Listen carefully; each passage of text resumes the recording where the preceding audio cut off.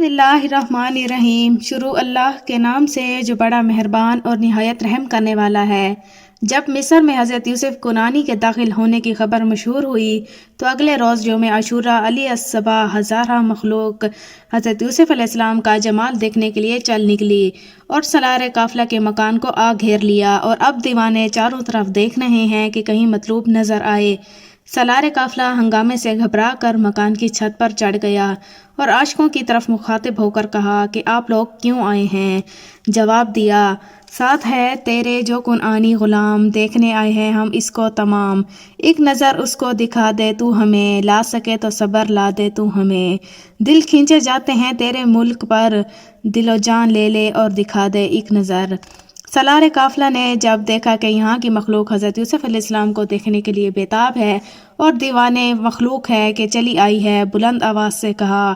جو کوئی حضرت یوسف علیہ السلام کو ایک نظر دیکھنا چاہے وہ ایک اشرفی داخل کرے۔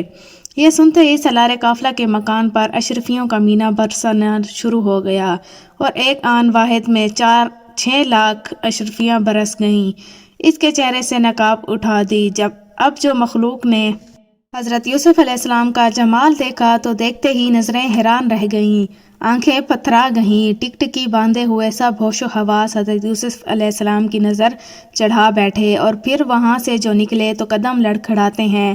اور دیوانوں کی طرح ہر ایک دوسرے کو دیکھتا ہے۔ نیز بے حواس یہاں تک ہو گئے ہیں کہ نہ کوئی کسی کو پہچانتا ہے، نہ کوئی آپس میں کلام کرتا ہے۔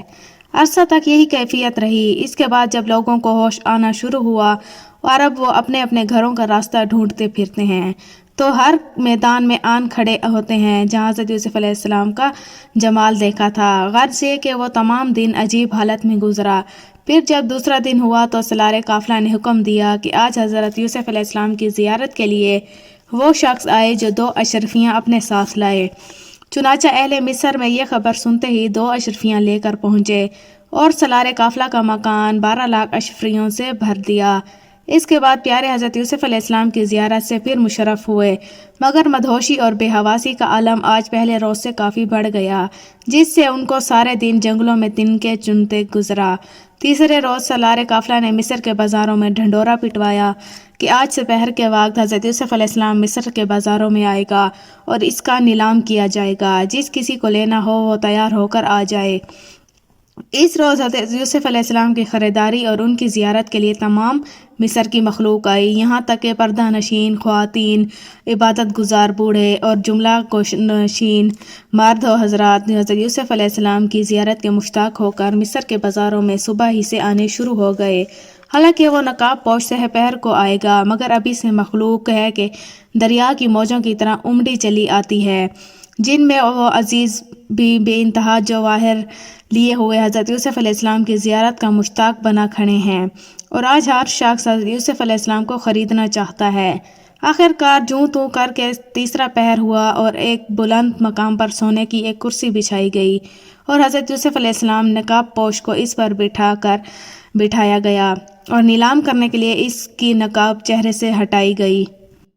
ایک عورت بازغہ نامی جو مصر کی امیر زادی تھی اور قوم عاد کے گھرانے کی ایک رئیسہ تھی، اور وہ 1000 خچر زر و جواہر کے بھرے ہوئے حضرت یوسف علیہ السلام کے خریدنے کے لیے اپنے ساتھ لائی تھیں، مگر جب جمال یوسف علیہ السلام پر اس کی نظر پڑی تو آنکھیں حیران رہ گئیں اور حیران ہو کر بے عالم بے خودی میں چیخ اٹھیں، زلیخا کی جان کڑی ہوئی ہے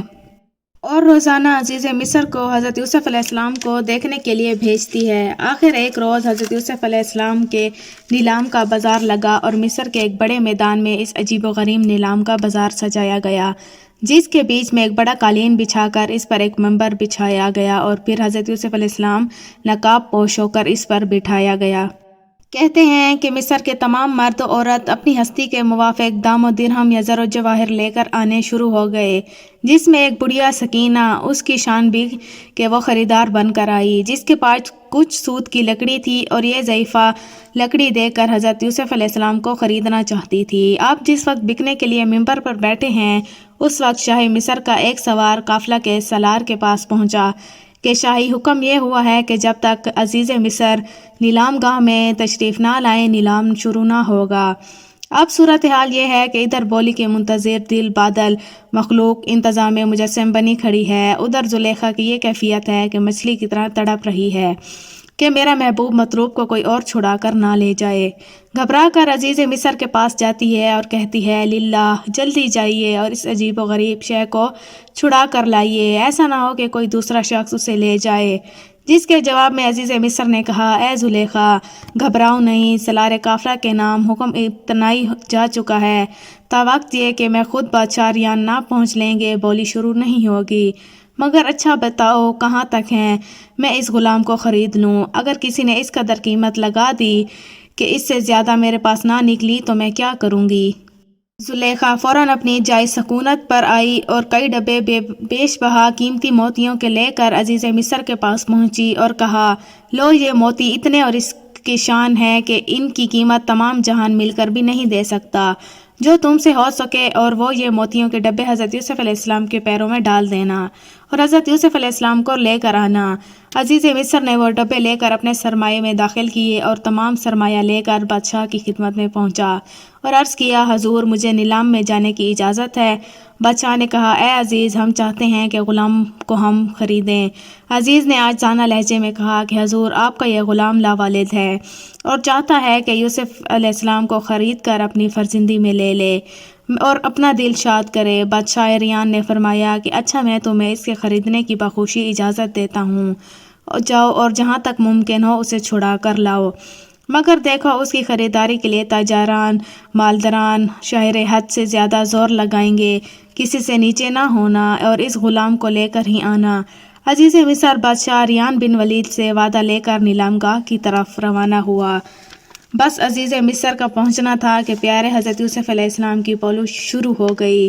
منادی نے آواز دی یعنی کون ہے جو بڑے حسب و نسب والے غلام کو خریدے اور کون ہے جو اس عقل مند غلام کو خریدے؟ یہ سن کر حضرت یوسف علیہ السلام نے فرمایا اے منادی یوں نہ کہو بلکہ یوں کہو، یعنی کون ہے جو اس جفا کش غلام کو خریدے اور کون ہے جو اس غریب الوطن مسافر کو مول لے۔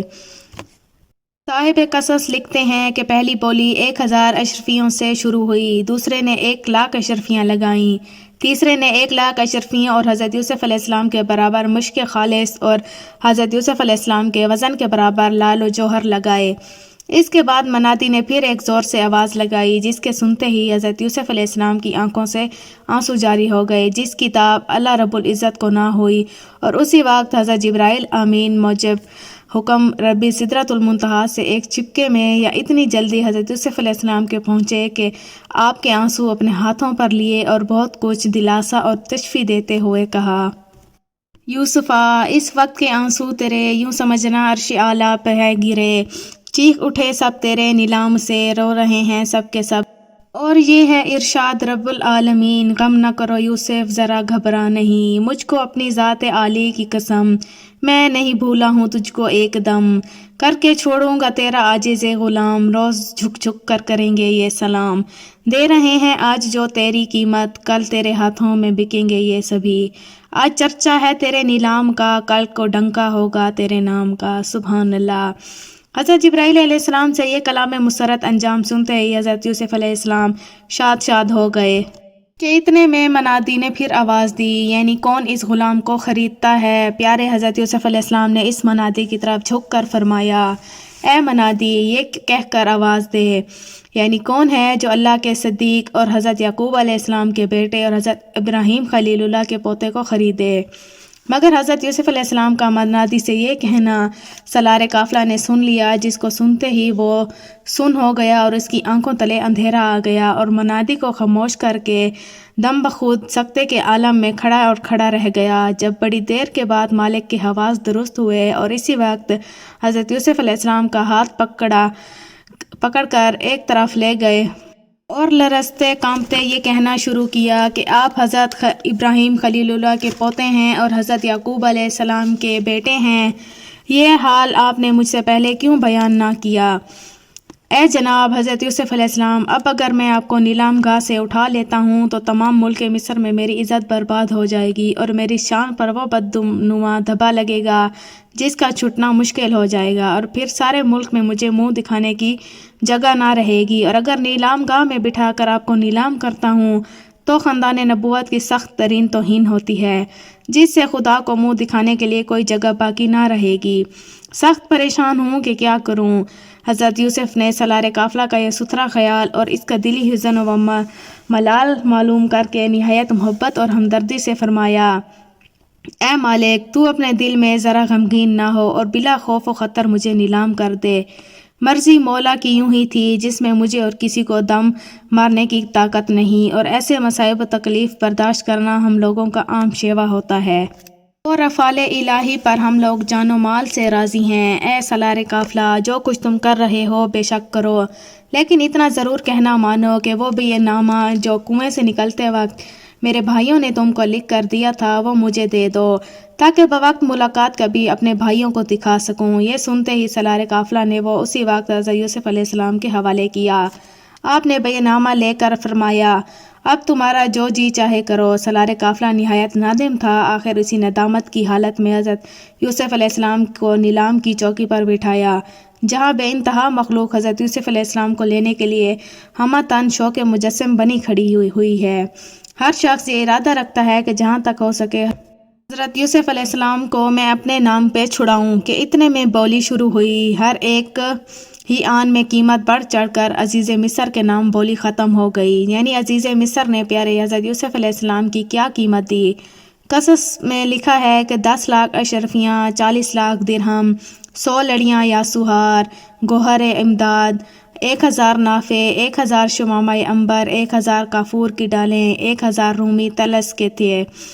1000 رومی مخمل کا تھان، 1000 ناکے ماہ سوار، 1000 تازیے گھوڑے ماہ ساز و سامان، 1000 رومی کنیزیں، 1000 فوجی سپاہ اور بہت کچھ زر و جواہر اور بے انتہا مال و دولت دے کر سالار قافلہ سے عزیز مصر نے حضرت یوسف علیہ السلام کو لے لیا۔ غرض یہ کہ اللہ تعالیٰ نے پیارے حضرت یوسف علیہ السلام کی تمنا کے مطابق بہت سے بہت اور زیادہ سے زیادہ قیمت بھی دلوا دی اور اپنے بندے حضرت یوسف علیہ السلام کو خوش کر دیا۔ جب عزیز مصر نے حضرت یوسف علیہ السلام کو خرید لیا اور انہیں اپنے ساتھ لے کر چلنے کا ارادہ کیا تو سالار قافلہ حضرت عزیز مصر کے پاس آ کر کہا کہ میں نے اس مبارک فرزند کو 18 درہم میں خریدا ہے،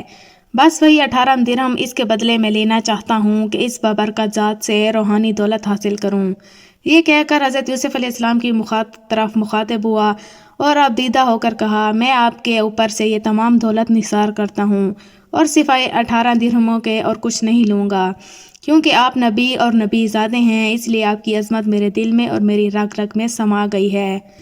نیز دوسری بات یہ ہے کہ میں لاوالد ہوں اور کوئی اولاد نہیں رکھتا ہوں، اس لیے چاہتا ہوں کہ آپ میری خدمت کے صلے میں میرے لیے دعا فرمائیں کہ اللہ تعالیٰ میرے ہاں اولاد عطا فرمائے۔ سالار قافلہ کی یہ باتیں سن کر حضرت یوسف علیہ السلام بہت خوش ہوئے اور اس کے حق میں دعائے خیر فرمائی کہ اللہ تعالیٰ نے سالار قافلہ کی 2 بیویوں اور 12 لونڈیوں میں سے تھوڑے ہی عرصے میں 24 فرزند عطا فرمائی اور اس کے گھر میں اولاد کی ایک فوج ہو گئی۔ سبحان اللہ۔ دوستوں، امید کرتی ہوں ویڈیو آپ کو پسند آئی ہوگی۔ ویڈیو کو لائک اور سبسکرائب کرنا نہ بھولیے۔ شکریہ۔